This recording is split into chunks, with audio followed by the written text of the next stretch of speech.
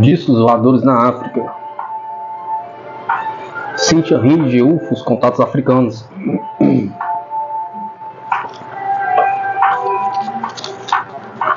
Capítulo 4, Elizabeth Claren, continuação. Uma das maiores surpresas do livro de Elizabeth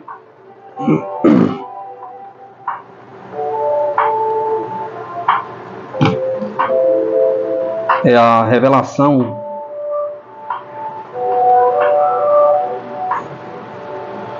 sobre o verdadeiro motivo da visita de Akon à Terra e de seu premeditado encontro com ela.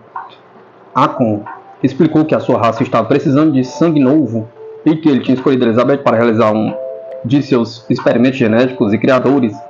Ela confessa que não foi muito difícil persuadi-lo depois que tinha começado a conhecer melhor Akon, pois os dois se apaixonaram profundamente. O que resultou desta união com o homem do espaço foi que ele engravidou e passou os últimos 4 meses antes do nascimento de seu filho no planeta de origem de Akon, chamado Meton. O filho atualmente mora lá junto ao pai. Já fazem muitos anos agora que conheci Elizabeth Claren e que li a cópia original de seu livro em 1972. De qualquer maneira, torna-se imprescindível dizer que nenhuma parte destes capítulos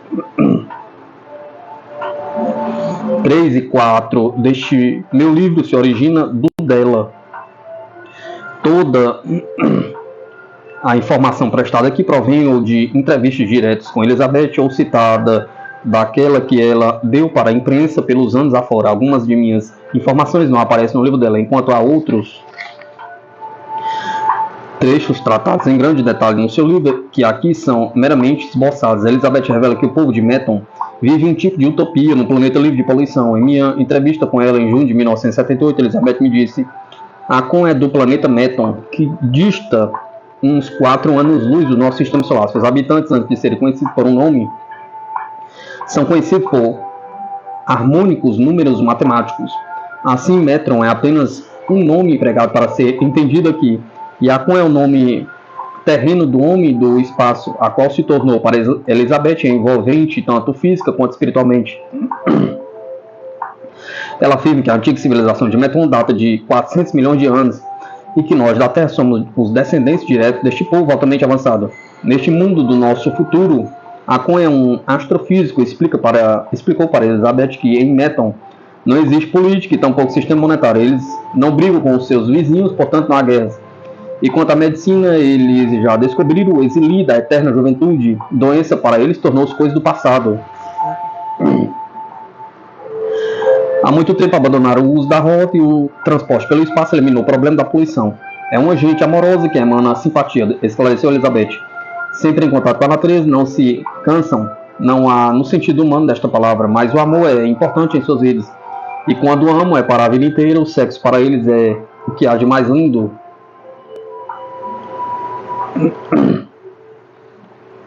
Séculos atrás, eles já dominavam problemas como os quais nós ainda estamos envolvidos. Por exemplo, as experiências com bebês de proveito foram abandonadas há milhares de anos, por estarem produzindo criaturas de entranhas e frias personalidades. E continuou: acham essencial o contato amoroso e o toque no momento da concepção, porque acreditam que isto contribui para que seja conduzida ao mundo uma pessoa sensível e compreensiva. Elizabeth afirma que mantém contato telepático permanente com Akon, e para poder preservar uma lembrança constante da presença do homem que ela ama e respeita profundamente. Ela guarda um retrato dele pintado à mão em seu quarto. Em novembro de 1976, Elizabeth afirmou que em Meton não havia contaminação e tampouco intriga política. Quanto menos discórdia ou ciúme. As pessoas de lá viajam em espaçonaves entre as estrelas, estabelecendo contatos harmônicos com os outros planetas. Nós, pelo contrário, enquanto continuarmos a viver nossas vidas aqui na Terra do modo que o fazemos, nunca poderemos compartilhar de seus segredos. Akon disse também que um dos motivos pelos quais eles não poderiam nunca se envolver nas intrigas políticas da Terra é que com isso eles perderiam tudo o que têm. Todo o seu movimento é baseado no sistema energético de seus veículos interespaciais e que dependem, por sua vez, da harmonia universal e da frequência harmônica da luz. A santidade da natureza não pode ser ignorada, a desumanidade do homem terá que terminar antes que estes segredos possam nos ser revelados. Eis um dos motivos pelos quais Akon e sua gente não pode visitar a Terra abertamente. Elizabeth nos relata como, para conseguir se comunicar com um povo de uma civilização tão adiantada quanto a de Meton, povo que está há milhares de anos avançado em relação à Terra, teve que se preparar para dar tanto quanto lhe fosse possível. Depois que comecei a perceber os seres do espaço, pratiquei telepatia com cavalos, gatos e até com plantas. Esta prática me ajudou tremendamente, afinal consegui comunicar-me telepaticamente com Akon. Ela me disse: antes do nascimento de seu filho, Akon voltou à Terra para buscar Elizabeth e levá-la para o seu planeta em sua espaçonave. Quando ela notou que esta levantava voo muito vagarosamente, interrogou Akon a respeito. E ele disse que era para que ela se acostumasse aos poucos. Akon explicou que eles estavam se deslocando de uma dimensão para outra e esta transição teria que ser feita vagarosamente. Eu também devia me adaptar à gravidade elétrica, que controlava tudo dentro da nave, inclusive os corpúsculos dentro do meu organismo. Ele também me avisou que eu sentiria o poder da espaçonave ao entrar no espaço e perceberia uma sensação de formigamento ao passar por outra dimensão. Elizabeth explicou que, uma vez ativada a força da espaçonave, o exterior dela se tornaria carregado de uma energia que a encobria. Como a nave dependia unicamente desta energia, não havia necessidade de empregar parafusos e porcas. A matéria, o material sólido na nave, funde-se, produzindo uma combinação de matéria e antimatéria, esclareceu ainda Akon para sua companheira, acrescentando que a linha central da nave e seu equador cria um vácuo que produz a imponderabilidade e torna capaz de se mover sem esforço. As velocidades que, de acordo com os padrões terrestres, seriam impossíveis de serem alcançadas são facilmente atingidas. Daí por diante, Elizabeth achou que seria muito difícil explicar os demais detalhes sobre o funcionamento da nave. E parou por aí. Realmente, é devido à política da Terra, com todas as suas desarmonias, que o povo de Akon não deseja ver-se envolvido, não desejando revelar no segredo da propulsão de suas naves. Toda a sua maravilhosa filosofia é baseada no amor universal e nos complicados dados técnicos que envolvem tempo e espaço, assuntos sobre os quais os cientistas da Terra estão apenas especulando e os escritores de ficção científica conseguem faturar. Quando as impressionantes revelações de Elizabeth, incluindo a existência de um filho seu do espaço no começo de 1978, foram divulgadas, ela foi colocada ainda mais na berlinda. O conjunto dos relatos de suas experiências era algo ridículo. Eles diziam experiência de procriação e ainda mais de outro planeta. Isto simplesmente não existe. Mas ocorre que um dos casos mais bem documentados em ufologia, o de Antônio Vilas Boas, narra que ele foi envolvido sexualmente por uma mulher do espaço para fim de procriação, ou ao menos assim foi insinuado. Vilas Boas foi examinado pelo falecido Dr. Olavo Fontes, professor de Medicina da Universidade Federal de Medicina do Brasil.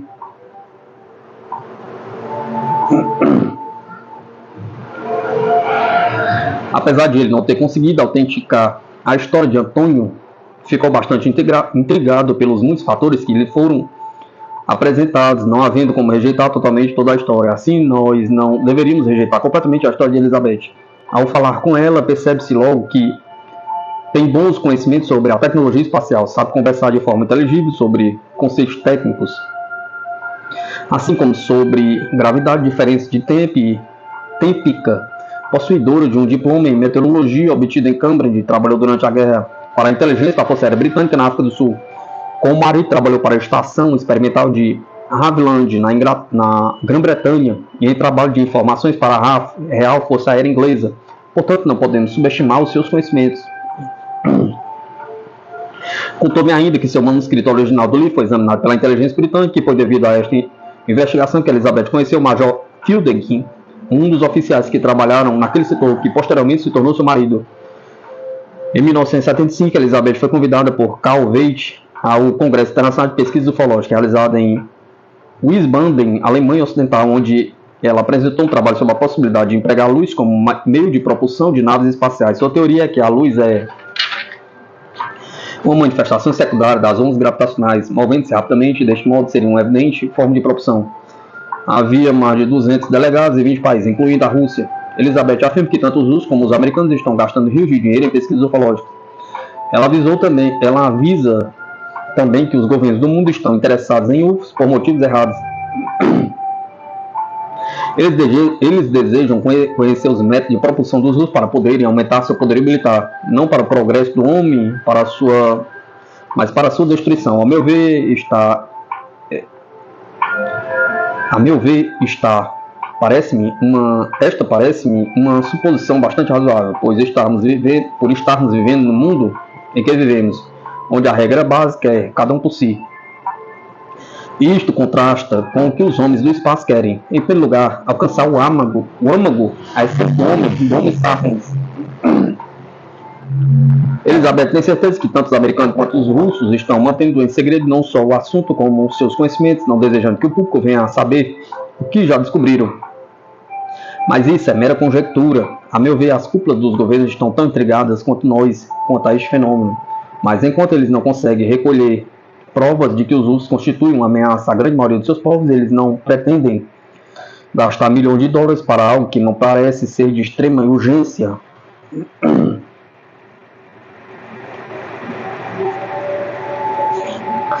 Mesmo tendo a garantia de Elizabeth que ela conheceu gente do espaço e conviveu com eles em outro planeta, precisamos de provas mais convincentes para podermos aceitar a sua palavra a este respeito. Então vamos ver. Existem testemunhas? Pergunta. Existe alguma prova física? Pergunta. Passível de convencer um público cético sobre esse assunto? Pergunta. Elizabeth assegura que trouxe do planeta Metal algumas pedras que mandou examinar por cientistas, mas não revela quais foram os resultados de tais exames. Apesar disso, cheguei a ver um objeto que ela afirma apresentar uma prova tangível e física. Houve uma vez que almocei com ela e com o Major Fielding, e Elizabeth me mostrou um lindo anel que ela portava no dedo. Disse-me que tinha sido um presente de Akon para demonstrar o seu amor e devoção. A pedra central é pálida e translúcida, parecida com um opala, e seu formato é oval. O anel é montado em algo como a prata, e nos dois lados da pedra central existem duas pedras verdes que se encaixam na principal. Elizabeth permitiu que eu examinasse o anel e o achei bonito e bem trabalhado. Se me pedisse para descrevê-lo, eu não soubesse nada a respeito, diria que era de origem maia ou asteca, pois nada havia de comum nele. No momento em que o segurei, houve algo de estranho, ao qual na hora não dei maior importância, achando o fato insignificante. Aquele dia em que estávamos almoçando juntos era típico de verão sul-africano, ensolarado, céu azul e fazia bastante calor. Estávamos em um pequeno restaurante renomado por sua boa qualidade de comida e não estávamos muito distantes da Bolsa de Valores, onde na época Elizabeth trabalhava. Estava achando um pouco abafado e fiquei bem aliviada quando o Major Fielding resolveu abrir a janela atrás de mim. Tinha acabado de beber um copo de excelente vinho da África do Sul oferecido pela fidalga hospitalidade do meu anfitrião. Quando Elizabeth me deu um anel, eu o segurei na palma da mão. De repente senti que a sala estava rodopiando à minha volta. E o sol começou a jorrar na minha testa e do meu lábio superior. Eu estava me sentindo extremamente fraco e toda a minha preocupação consistia em não deixar cair o precioso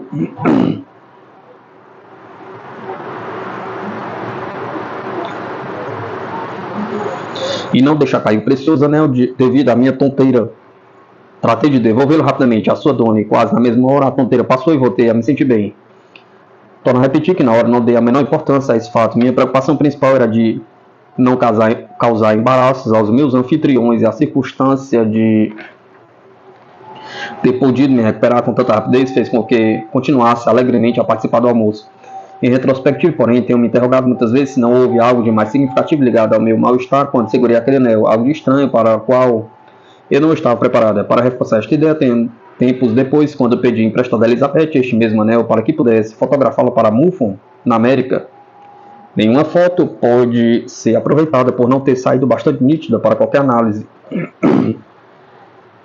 Em junho de 1972, houve uma onda de avistamentos na África do Sul. Elizabeth comentou a respeito. Esses UFOs observados nas últimas semanas provém de Alpha Centauro, que mantém uma fiscalidade periódica, porque tudo o que fazemos na Terra é de vital importância para eles. Nós estamos poluindo e destruindo a Terra, explodindo artefatos nucleares que não só afetam a nossa atmosfera, mas afetam a atmosfera do Sol também.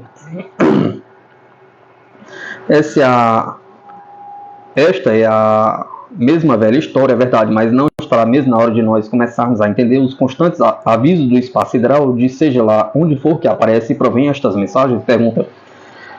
Cada vez que um artefato nuclear explode na Terra, desprende-se um impulso magnético para o espaço que acaba afetando o Sol, depois ricocheteia como um bumerangue de volta, voltando à atmosfera dos planetas existentes em nosso sistema solar. Isto interfere nos movimentos atmosféricos e na estabilidade dos planetas, segundo Elizabeth.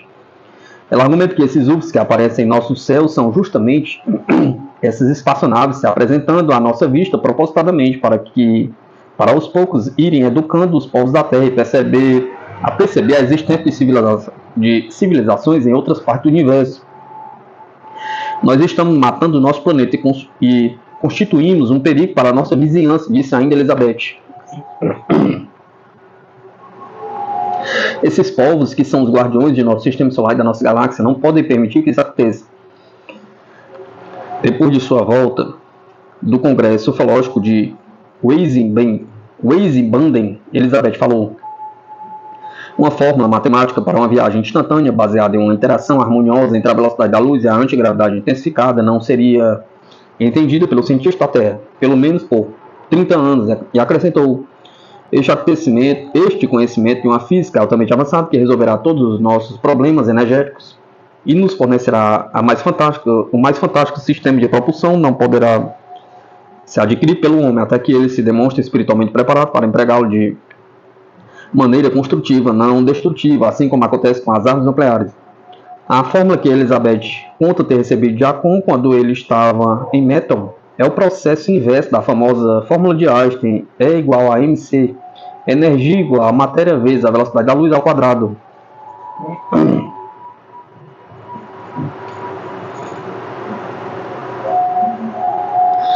Em outubro de 1975, houve alguma controvérsia em Londres quanto ao desenho da tampa de um esfriador de garrafa visto por Ken Rogers em um restaurante italiano. Ken era o presidente da Sociedade de UFO britânica.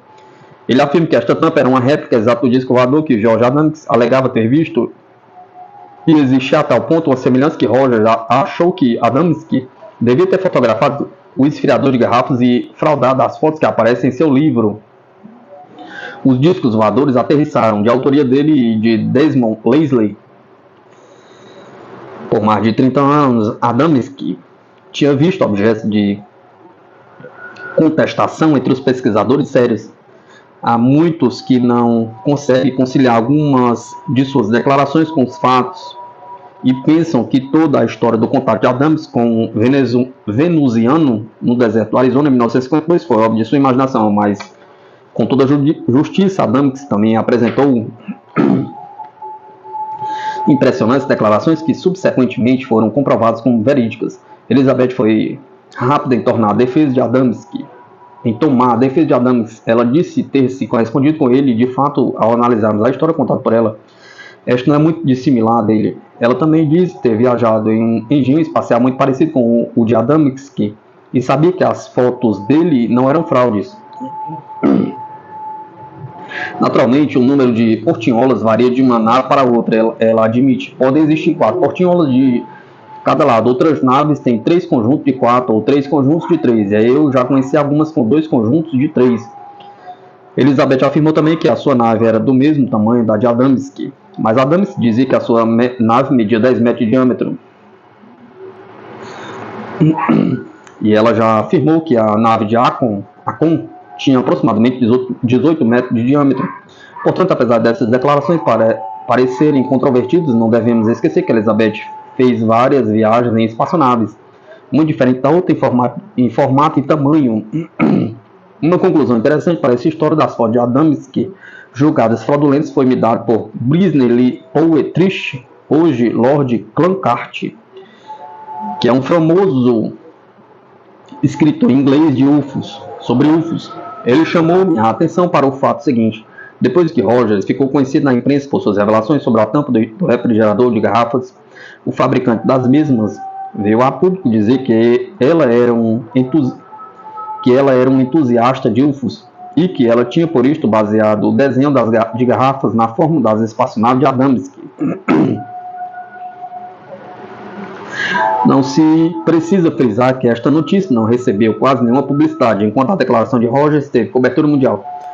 A esta altura, Vale a pena que eu repita que ainda não possuo a resposta ao problema do UF e que, por este motivo, me é difícil fazer qualquer comentário sobre a história de Elizabeth.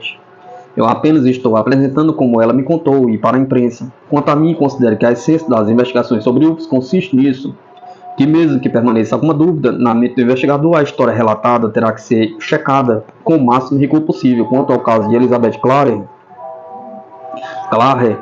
temos apenas a sua palavra para nos basearmos em algumas fotografias questionáveis, segundo a fraternidade científica. Vamos examinar então as provas. Por que logo Elizabeth Clare? Pergunta. Sabendo já algo sobre o comportamento dos UFOs, logo se vem a saber que eles costumam aparecer a um só indivíduo em lugares isolados. Segundo os relatos, o que poderia ser considerado mais isolado do que os declives da cordilheira de Drakensberg e o morro onde isso aconteceu? Pergunta. Será que a escolha de Elizabeth foi casual? Pergunta. Em seu livro, Além da Barreira da Luz, ela nos conta que Akon estivera observando por algum tempo e que recaía sobre ela a seleção especial. Ao estudar o semblante de Elizabeth, notam-se logo os olhos de formato descomunal, amendoados, seu porte nobre e a sua muito natural aceitação de se comunicar com seres que afinal são do espaço. Será que ela é diferente das outras pessoas? Pergunta. Quais as provas físicas que temos a respeito? Pergunta. Sem mencionar a história do anel, que realmente não comprovou nada, e as pedras de Meton, que eu nunca vi, há outros vários pontos mencionados por Elizabeth que se interligam a outros relatórios de UFOs. Ao falar de Akon, ela descreve seu aspecto ascético, seus olhos oblíquos, seus maxilares altos, sua aparente juventude ou sua ausência de velhice. Dan Van Gran diz: seu cabelo era claro, eles tinham rostos compridos e maxilares altos. Ele tinha especialmente notado os olhos de tipo mongólico, oblíquos para cima, e por isso tinha concluído que os homens da nave eram russos. Nos arquivos do PUFOS, Center of UFO Studies, do professor Allen Heineken, na América, existem descrições parecidas de alienígenas que correspondem a estas descrições de casos ocorridos muito antes dos relatados por Elizabeth. Ela descreve também um detalhe claustrofóbico da porta da nave, quando ela não conseguiu delinear o perfil da porta que se fechou e que lhe causou bastante pânico. Detalhes semelhantes apareceram em outros casos de UFOs, especialmente os de Betty Barney Hill, na América. Quanto à experiência genética feita por Akon, será esta algo tão inacreditável quanto se pensa? Pergunta. Existe o caso de Antônio Vilas Boas, já mencionado e plenamente descrito no apêndice deste livro. E quanto ao caso Barney e Betty Hill, ela revela sob hipnose que um dos homens inseriu uma agulha em seu umbigo, dizendo-lhe depois que tinha sido um teste de gravidez. Provas científicas, provas fotográficas. Como já mencionado, ao fim do capítulo 3, Elizabeth conseguiu várias fotos da nave na qual viajou, dizendo que ela tinha tirado 7 fotos, mas que apenas 2 ou 3 foram nítidas. E estas ela publicou em seu livro. Pelas fotos percebe-se que elas são de um aparelho em formato de disco que não são dissimilares a outras dúzias de fotos de UFOs aparecidas no mundo inteiro. Bill Spalding, da Ground Saucer Watch, comentou que as fotos de Elizabeth não se apresentam como autênticas em sua análise de computador, mas vejamos, a sua análise é baseada apenas em fatos científicos conhecidos. Como podemos julgar a autenticidade de fotos de UFOs quando nada sabemos sobre eles e de que eles se constituem? Pergunta. Se Elizabeth tivesse realmente falado das fotos, como teria feito e por quê? Pergunta. Em seu livro, ela apresenta teorias do tempo e do espaço que diz provir de Akon. Mesmo sendo uma mulher de alto QI, mesmo assim poderia isto tudo ter provido dos recessos de sua mente? Pergunta. Atualmente, Elizabeth reside nos arredores de Johannesburg, em um lindo apartamento ajardinado. Ainda agora, a imprensa a persegue e a ridiculariza, embora ela tenha aparecido no rádio, televisão e cinemas da África do Sul, mas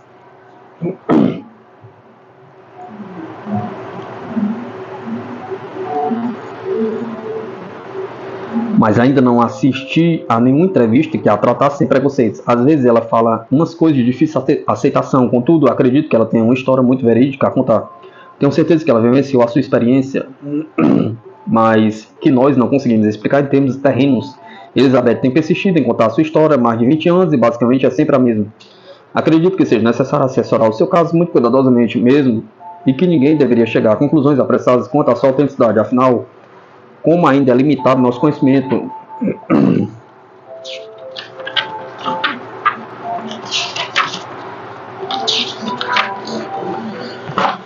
Capítulo 5, Dilema no Forte Beaufort,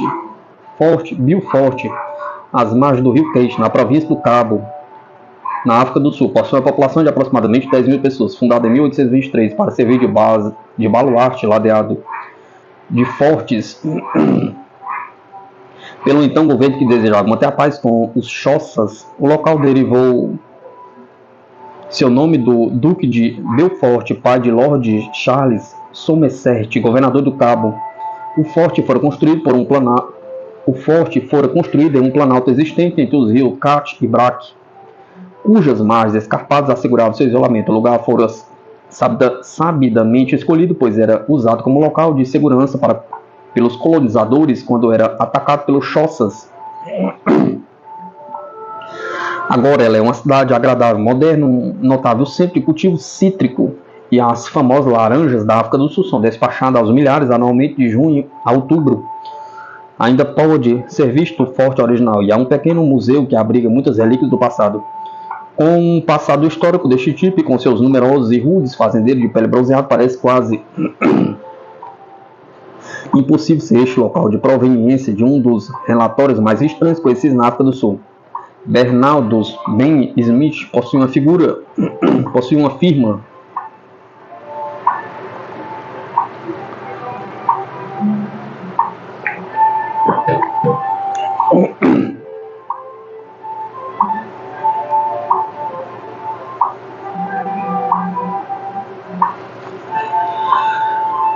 firma de serviço de bombeiro em West London, no Cabo. Em dezembro de 1971, ele comprou a fazenda Bracide. No mês de junho de 1972, ele estava passando as férias lá com sua esposa e as crianças.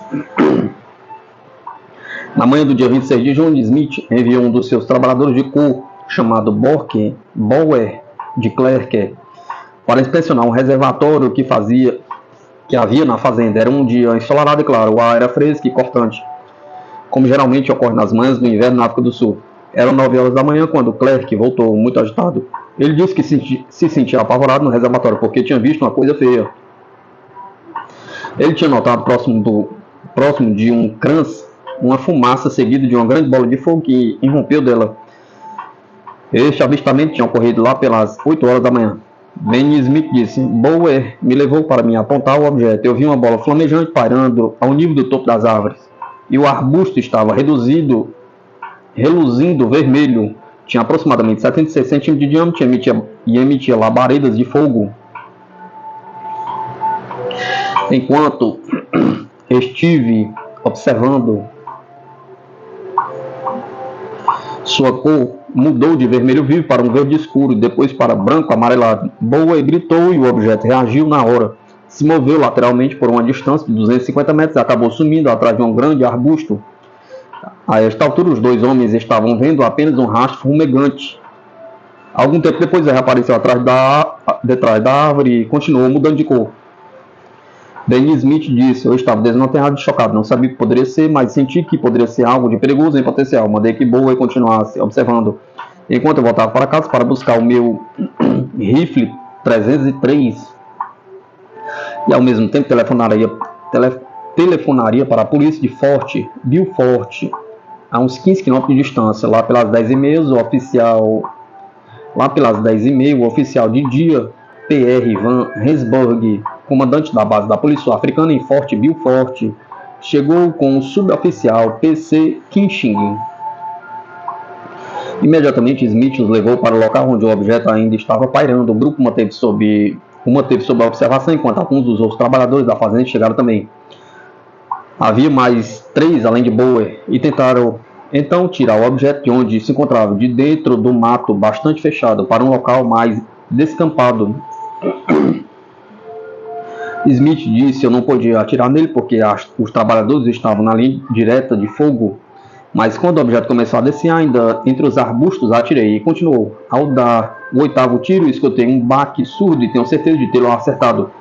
Ele começou a se mover de cima para baixo e vice-versa, e não mudava mais de cor, mas se tornou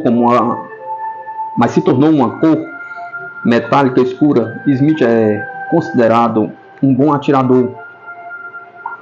Portanto, se ele disse ter atingido o alvo, é quase certo que isto aconteceu. O oficial Van Rensburg disse: quando Smith e o suboficial Kitching tinham atirado umas 2 vezes em direção à bola de fogo, vimos um objeto preto, brilhante, redondo, com 76 centímetros de largura emergir de trás de uma árvore. Lentamente ele sumiu de nossa vista, depois apareceu de novo. Foram feitos outros disparos, mas sem efeito. Contudo, notei que quando um de nós se aproximava dele, ele se distanciava, escondendo-se atrás dos arbustos. Smith, então, entrou no meio do mato com um lenço branco esticado num pau para que a polícia pudesse acompanhar os seus passos. De repente vi novamente este objeto a uma distância de uns 18 metros. Mas agora a sua cor era um branco acinzentado. Atirei rapidamente, mais 2 vezes, mas desprendendo um prolongado zunido, mudou de direção, voando sobre as árvores, abrindo caminho entre as folhagens. Ao todo foram disparados 15 tiros e um deles pareceu ter afetado o objeto.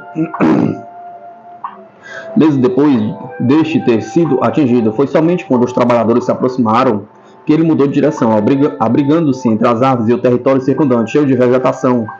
Afinal, ele sumiu no mato fechado, impenetrável, de Ford Ice, e os observadores poderão ainda ouvi-lo se chocando contra a densa vegetação. Foram logo ao enlaço de sons, mas não chegaram mais a ver nenhum vestígio dele em sua passagem pelo mato. Não bastante o fato de ter havido 7 testemunhos do Sr. Smith, 2 policiais e 4 trabalhadores, havia ainda uma certa controvérsia a respeito do tamanho aparente do objeto. A estimativa de Bow era 35 centímetros de comprimento. Os outros o julgavam ter entre 75 centímetros a 2 metros de tamanho.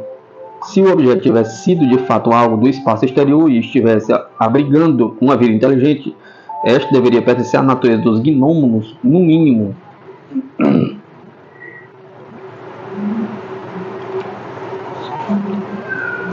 No dia seguinte, 27 de junho, 12 policiais liderados pelo oficial Van Rensburg fizeram um minucioso levantamento da área dentro de um espaço de 4 metros quadrados em volta do local da aterrissagem. Eles investigaram tudo. Com espanto, no local onde o objeto tinha sido avistado, eles acharam 9 marcas, todas na mesma área. Foram recolhidas amostras de solo, especialmente do local onde tinham sido localizadas as marcas, imediatamente abaixo de onde o UFO tinha sido observado pela primeira vez. Os torrões de terra que apresentavam as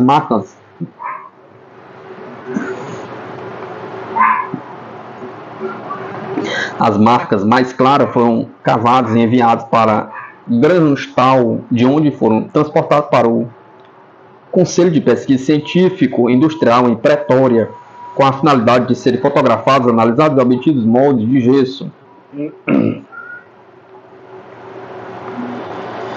Algumas amostras de controle foram também recolhidas, não havendo, porém, sido efetuada nenhuma leitura para controle de radiação. Segundo o oficial Van Rensburg, uma das características mais relevantes do local era que não existiam outras marcas ou pegadas de espécie alguma no local. Ele disse: o terreno de lá é argila e úmida, e a não ser no local onde foram achadas as 9 pegadas, parece estar totalmente virgem. Não existem trilhos ou marcas de espécie alguma levando para ou de um terreno livre de vegetação, contornando pelo mato onde tinham sido achadas as impressões. Elas eram circulares com um diâmetro de uns 7 centímetros e aparentavam estar reunidos em grupo de 3.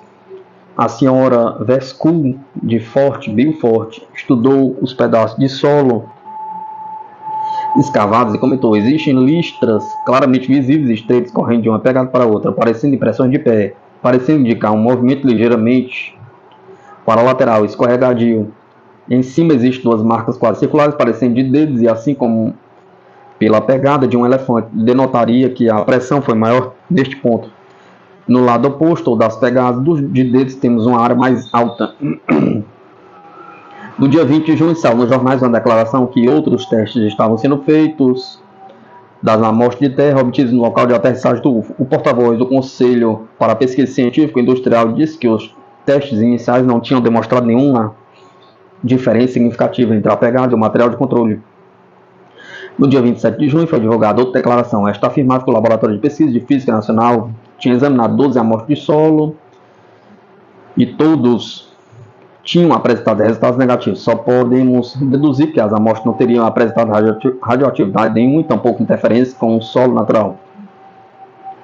De acordo com o Dr. L.R.P. Butler, então chefe da divisão de espectrografia, os testes nada revelaram, indicando que houvesse tido contato com algum tipo estranho com as amostras que pudesse demonstrar a presença de algum elemento como contaminador. Se um objeto estranho tivesse entrado em contato com as amostras, certamente o fez sem que houvesse de algum modo interferência em sua composição. Ele diz: o resultado negativo dos testes poderia ser atribuído ao modo anticientífico a qual as amostras foram recolhidas. Descarte seria realmente difícil que algo de mais importante aparecesse nas pesquisas científicas. Não houve explicação sobre como o material tinha sido retirado da superfície. Além de tudo, os instrumentos deveriam ter sido esterilizados. Acrescente-se então mais esta pergunta: quantos pés acabaram pisando no mesmo local do terreno antes da colheita das amostras? Pergunta. Para variar a reação da imprensa e do público, a presença do foi de desprezo e ridicularização. O então prefeito de Fort Beaufort, Sr. P.G. Laubsang, estava furioso. As pessoas estão dizendo que isto fora obra de nossa imaginação, ele disse. Mas os nossos policiais são homens altamente considerados. É óbvio que eles nunca inventariam uma história dessa. E de fato o Conselho Municipal inteiro tinha observado o UFO quando o engenheiro municipal, Dr. D. Verscon, interrompeu o conselho para mostrar aos conselheiros o fenômeno. Todos os 6 conselheiros, usando os binóculos de George Millard, viram o objeto emitindo luzes faiscantes verdes e vermelhas, azuis e brancas, passando no céu antes que se movesse em direção à fazenda do Dr. Smith. Uma das descrições feitas pela imprensa dizia que o objeto tinha o formato de uma água viva, um pouco maior em tamanho que a tampa de uma lata de lixo. Ninguém ficou mais desiludido a respeito deste incidente do que o próprio Ben Smith. Ele relatou: estou cheio desta história toda, quero esquecê-la, sei que eu vi esta coisa com os meus próprios olhos e estou muito satisfeito de ter chamado a polícia para testemunhar. A esta altura houve uma cortina de silêncio envolvendo a fazenda, tanto pela imprensa como pelo público, mas isto não evitou que centenas de turistas estivessem se aproximando dos arredores dela. De noite, munidos de cesto de piquenique e com os filhos juntos, enrolados em cobertores. Alguns dias depois, sábado 8 de junho, 2 misteriosas explosões foram ouvidas na fazenda de Brasden, e ao romper do dia, Smith descobriu que o seu reservatório de água tinha sido destruído. O reservatório de 8 metros de diâmetro era feito de tijolo compacto e cimento, abrigando milhares de galões de água. Após a explosão, havia grandes pedaços de alvenaria espalhados até 20 metros de distância do local. Novamente, a polícia foi chamada à fazenda de Ben Smith, declarou que ele tinha avistado o objeto pouco antes da explosão. Nesta ocasião, Smith admitiu também que ele fora procurado por um dos grandes grupos de pesquisa de UFOs americano, que lhe tinha feito perguntas específicas quanto às suas observações, mas a campanha de ridicularização e a atitude de escárnio da imprensa sul-africana tinham despertado os seus brios e ele não mais queria discutir o assunto. Ele acrescentou que depois de seu primeiro avistamento, ele e sua esposa Alicia tinham ouvido um zunido parecido com aquele relacionado ao primeiro avistamento do objeto. A senhora Smith acrescentou que o som parecia com o de um jato com silenciador, e apesar de ter durado poucos segundos, passou baixo por cima do teto da casa deles, continuando seu voo em direção ao mato de Fordyce novamente. Eu nem me incomodei de sair para ver, disse Smith. O que teria adiantado se ninguém quer acreditar em mim? Um segundo testemunho ao zunido foi o do Sr. Fraser Moss, um vizinho que mora a 1 quilômetro de distância.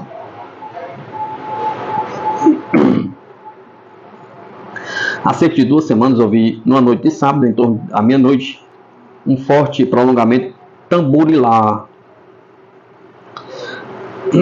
Saiu o barulho vindo do céu, mas eu nada podia ver. O brigadeiro A.P. Voslov, comissário de divisão para o leste da cidade do Cabo, afirmou que havia notado como os rastros estavam espaçados equidistantes, algo a ser considerado muito fora do comum. Mais tarde acrescentou: se este objeto fosse movido a gasolina, teria de ter derramado um pouco no chão. A polícia especulou que o objeto poderia ter sido um satélite ligado de alguma maneira à televisão.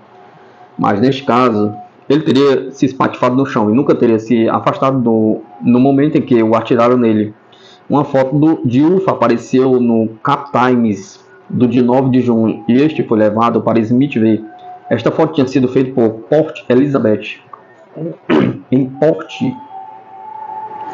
O perfil é idêntico, foi o comentário dele ao ver a foto do objeto em forma de disco. Contudo, Ben Smith está convencido que aquilo que ele viu era de fabricação humana e não de fora deste mundo. Não acredito em vida fora da Terra, Smith disse com toda seriedade.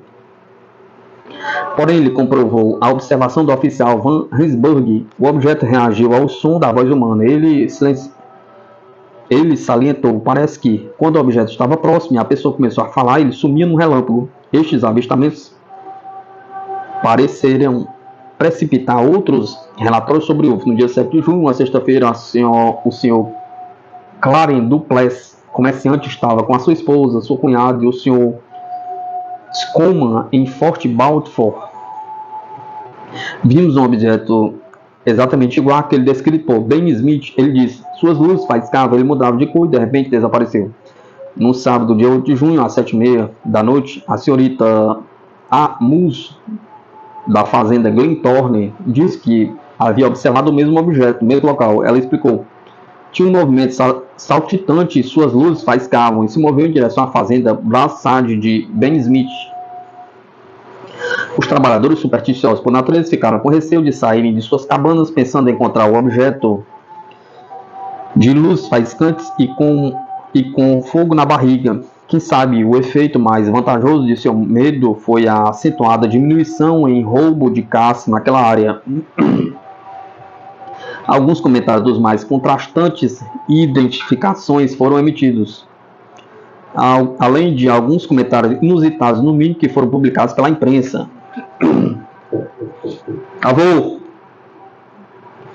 O professor Arthur Blaskin, que na época era professor de matemática aplicada na Universidade de Witwatersrand em Johannesburg, reconhecido no campo do paranormal, irritou os habitantes de Fort Beaufort. Ele observou: não posso imaginar qualquer nave do espaço exterior pousando em um lugar tão longínquo quanto Fort Beaufort. Daí pode-se apenas deduzir que o bom professor nunca tinha lido nada de sério na literatura ufológica, e menos ainda estudado ou investigado os movimentos de avistamento de UFOs em seu próprio país.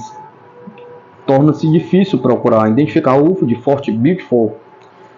Apesar de seu comportamento usual em literatura UFO, não houve meio de obter uma estimativa de seu tamanho, e se eu for aceitar a palavra de algumas entre as suas testemunhas, devo dizer que certamente foi um dos UFOs de menor tamanho que já encontrei em minhas investigações. Obviamente não podia ser nenhuma estrela, nem um planeta, e por ter se comportado aparentemente como se estivesse debaixo de alguma instrução inteligente, cabe-me concluir que devemos descartar a conclusão que fosse uma bola de fogo.